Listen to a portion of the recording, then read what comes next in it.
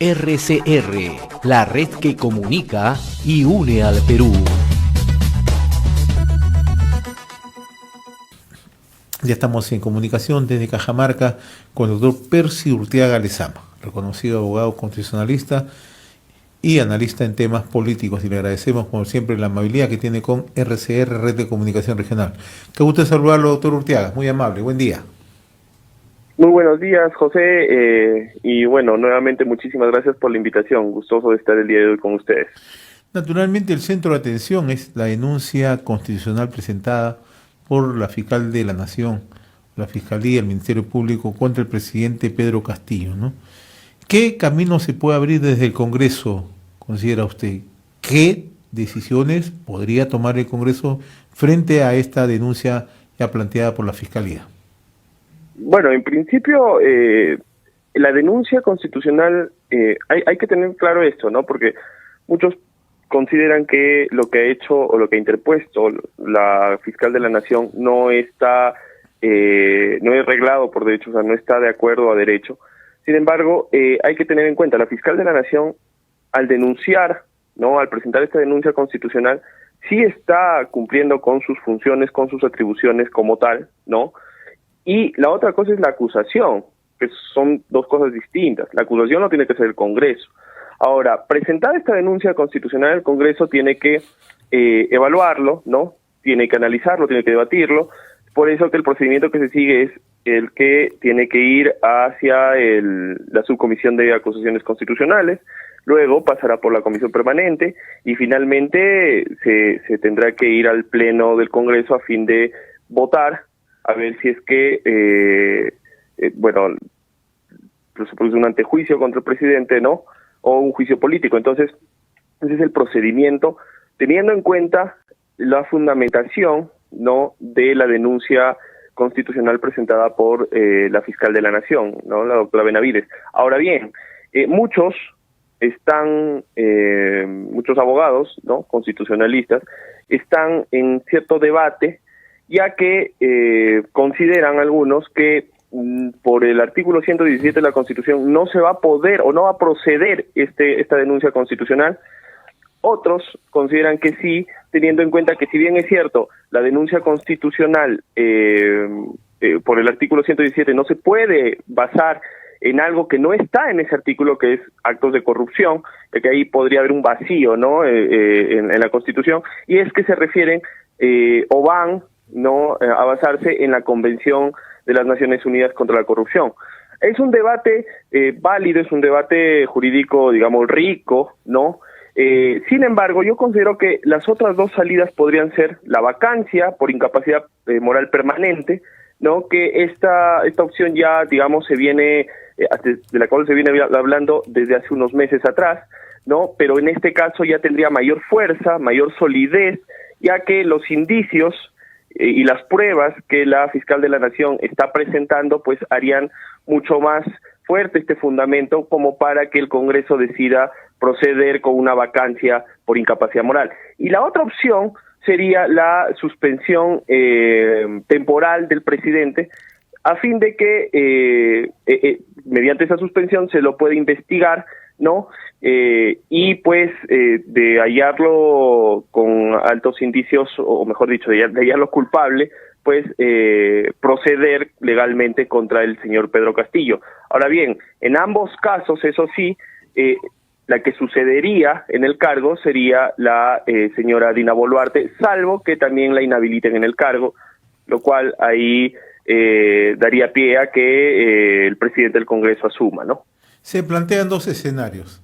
La posibilidad que sea vacado el presidente por el Congreso y el otro es la suspensión, con lo cual el Congreso derivaría el caso al Poder Judicial y el Poder Judicial sería quien investigue, en este caso, al presidente Pedro Castillo. En el primer caso, la vacancia, el tema principal es ¿se alcanzarán los votos suficientes? Y en el segundo, como conversaba con otros constitucionalistas, quizás se pueda allanar el camino con más rapidez, porque allí aparentemente se requieren solamente 51 votos. ¿Qué piensa usted? Es cierto, el asunto es que ambos caminos, ambas opciones son válidas.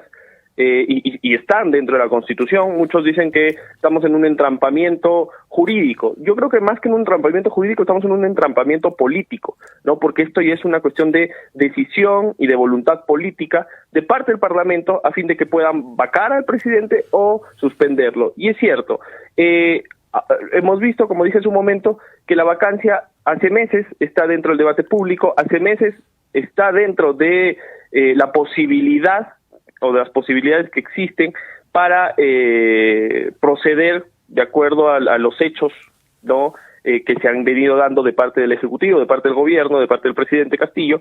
Y cierto, la suspensión temporal del cargo del presidente es más rápida, o sea, la vía es más rápida. O sea, ambas opciones son válidas, pero la más rápida, la más expedita, sería la suspensión temporal del presidente, ¿no? Que como usted bien lo ha dicho, solamente se requieren los 51 votos.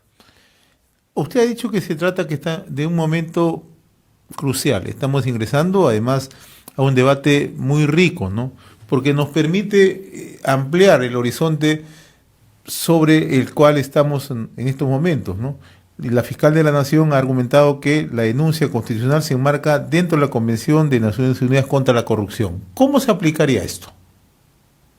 Es decir, lo que la fiscal de la Nación indica cuando, mejor dicho, cuando fundamenta la denuncia en base a la convención, este tratado internacional, es que en base a eso se podría acusar al presidente y, mejor dicho, o sea, podría proceder la denuncia y el Congreso podría acusar al presidente, y lo que consiguientemente sucedería es que le puedan hacer un antejuicio o un juicio político.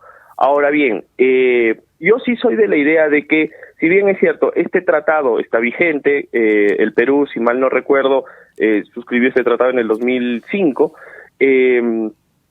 no lo veo, no creo que pueda proceder, ¿no?, en este caso, ya que la Constitución es clara y aparte, como dije, ¿no?, hay un rico debate jurídico en el sentido de que si se consideraría o no a este tratado como un tratado de derechos humanos, lo cual le daría un rango constitucional.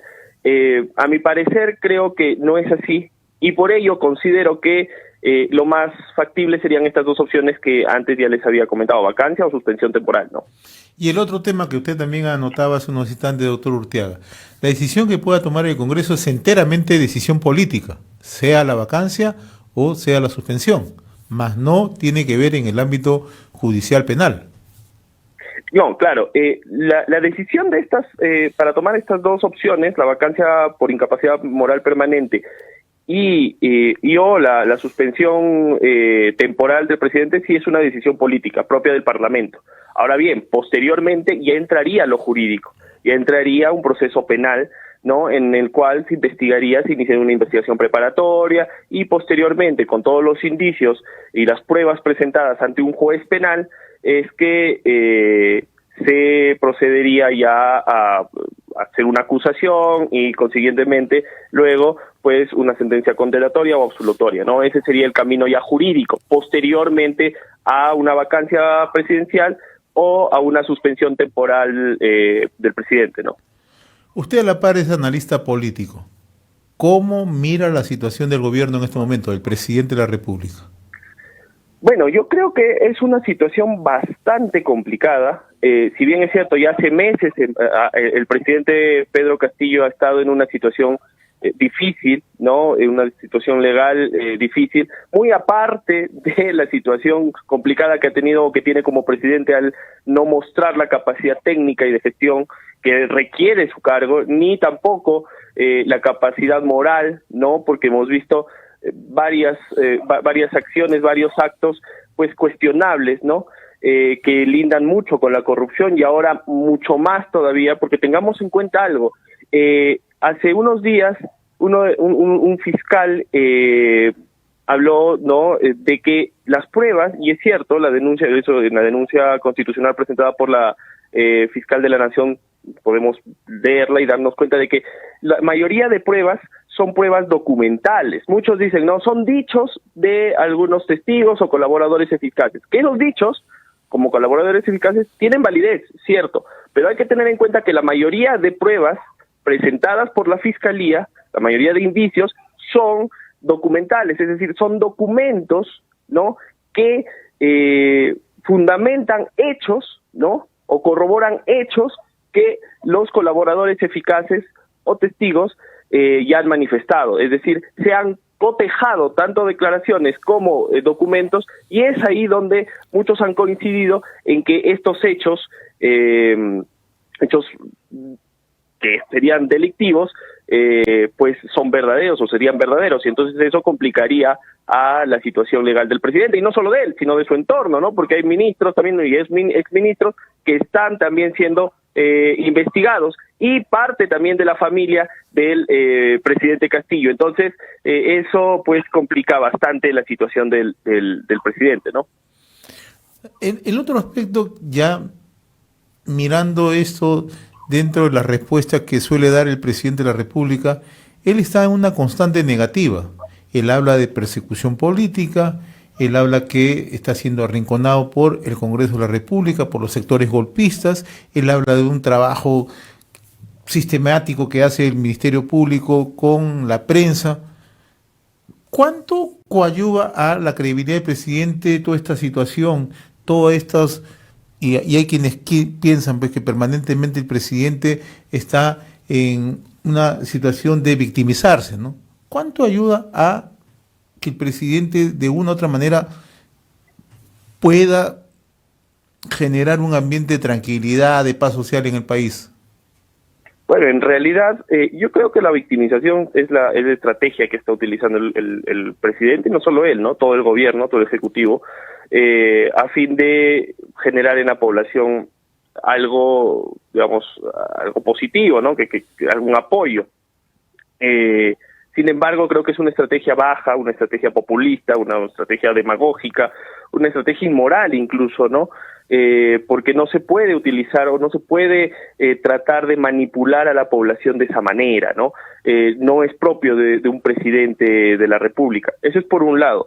Por otro lado, considero que las personas, también los ciudadanos, deberíamos darnos cuenta de que efectivamente no tenemos un buen gobierno, estamos ante una crisis política tremenda que, si bien es cierto, hace un tiempo atrás ya se había venido originando, pero con este presidente se ha agravado y se agrava cada vez más, y no hay que contagiarnos de esa inmoralidad de los políticos, y en este caso del presidente, ¿no? Y dejar pasar estos actos irregulares, corruptos, así por así. Entonces, yo creo que el impacto que está teniendo el mensaje de victimización del presidente en algunos casos está dando resultado, pero también llamaría a algunos movimientos, algunos políticos y a la misma ciudadanía a reflexionar y a concientizarse de que esto no nos hace bien como sociedad ni como país. Entonces, hay que indignarnos, sí, porque estamos ante una situación que se presta para mostrar nuestra indignación, nuestra decepción, nuestro digamos, enojo, nuestra molestia contra la clase política que hace tiempo ya le está haciendo bastante daño al país, y no hay que ser doble moral ni hipócrita, porque hay muchos que ahora dicen, no, sí, hay que pensar en la presunción de inocencia, pero antes, en otros casos, porque eran de sus líneas ideológicas o de sus líneas partidarias o pensaban igual o tenían los mismos intereses, no, a ellos sí hay que culparlos. Y yo no digo acá, yo no estoy defendiendo a ningún político o a algún expresidente, sino que digo que a todos por igual hay que criticarlos y hay que medirlos con la misma vara, sea de la tienda política que sea de la ideología que sea, ¿no? Y finalmente, doctor Urteaga, la fiscal de la Nación está recibiendo una andanada de denuncias, ¿no? Una de ellas la presentada por Betsy Chávez, que es ministra de Cultura, es congresista, el pool de abogados que tiene el presidente Pedro Castillo, ¿no? Por una supuesta infracción a la Constitución, por supuesto abuso de autoridad y prevaricato. ¿Esto es procedente ya en materia jurídica? Yo creo que no tiene un asidero jurídico. Lo que, como dije en su momento, ¿no? La fiscal de la Nación ha actuado de acuerdo a sus atribuciones y facultades, ¿no? O sea, al presentar una denuncia es que la fiscal ha hecho su trabajo, está haciendo su trabajo, ¿no? Entonces no veo ninguna irregularidad, ¿no? Entonces esas denuncias contra la doctora Benavides no creo que prosperen porque no tienen una base legal sólida, ¿no? Entonces yo creo que más que todo es como si fuera un revanchismo, o sea, denunciaste al presidente, ¿no? Que prácticamente es el jefe en este caso, la ministra Betsy Chávez, ¿no? Entonces yo también te denuncio, ¿no? Entonces yo no creo que esas denuncias tengan o prosperen jurídicamente, ¿no? Doctor Percy Urteaga Lezama, abogado constitucionalista, analista político, como siempre, muy reconocido por esta comunicación desde Cajamarca con RCR, Red de Comunicación Regional. Ha sido un gusto conversar con usted, muy amable. Igualmente, que tenga buen día, hasta luego. Hasta pronto. Conversamos desde Cajamarca con el doctor Percy Urteaga Lezama, abogado constitucionalista y analista en temas políticos. RCR, la red que comunica y une al Perú.